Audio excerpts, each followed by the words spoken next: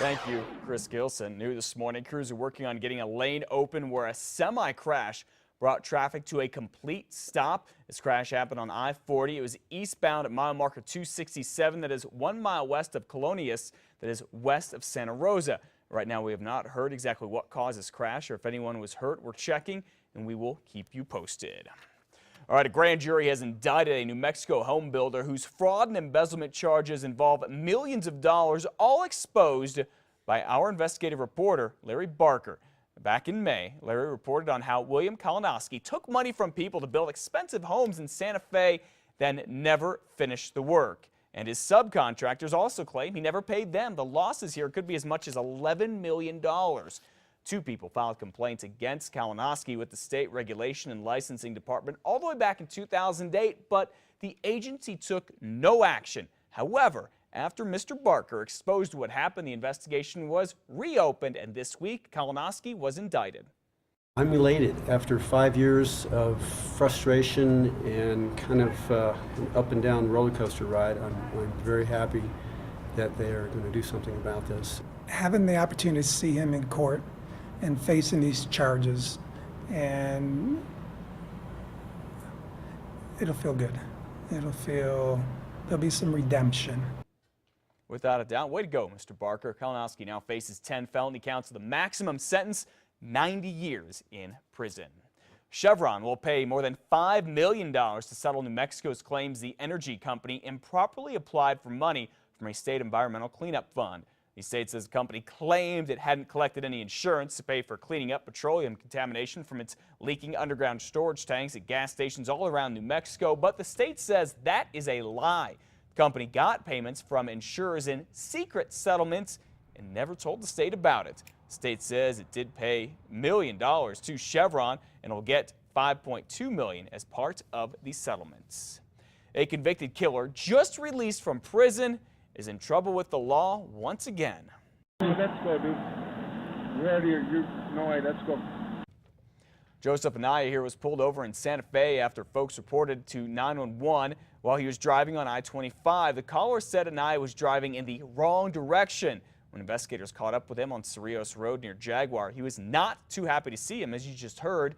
After stopping the field sobriety test and refusing a breath test, Anaya was hauled off to jail. There, investigators discovered he had a rap sheet going back all the way to 1998.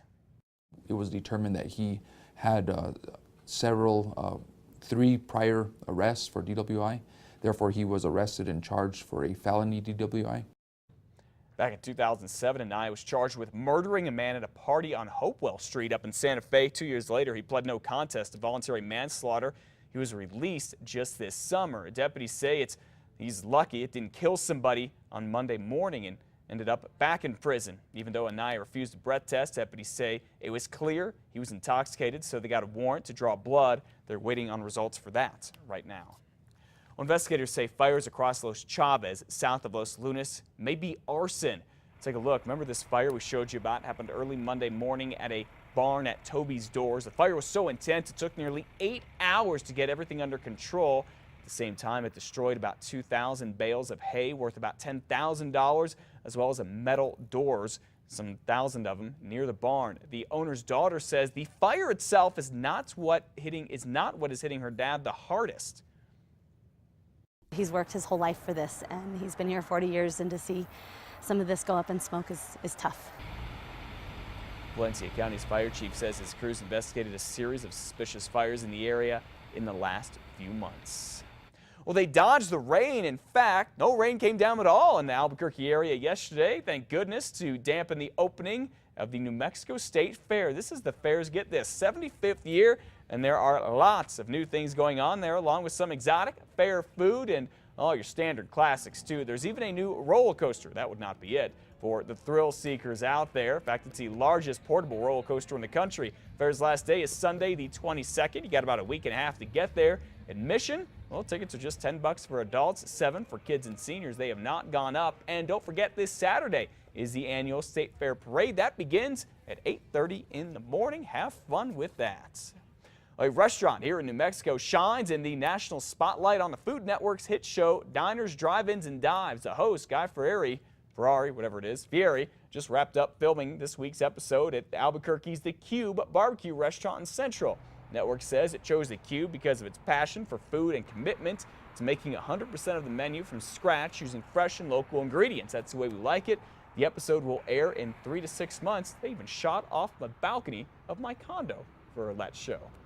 All right, one guy in Albuquerque waking up a rich man after his pick in Saturday's Powerball jackpot scored him a cool $1 million. He beat the odds of 1 in 5 million. Glenn Farnsworth's quick pick ticket matched all 5 white balls, netting him $1 million. He bought the ticket at the Phillips 66 on Wanspo and Lomas. He and his wife say they don't have exact plans on how to spend the money, but they're considering buying their first home together. Congratulations to them. Very happy couple. Well deserved.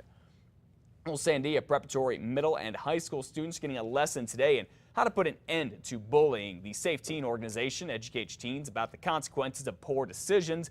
It's leading the assemblies today at Sandia Prep. The students will gather in the McCall Family Theater on campus at the school.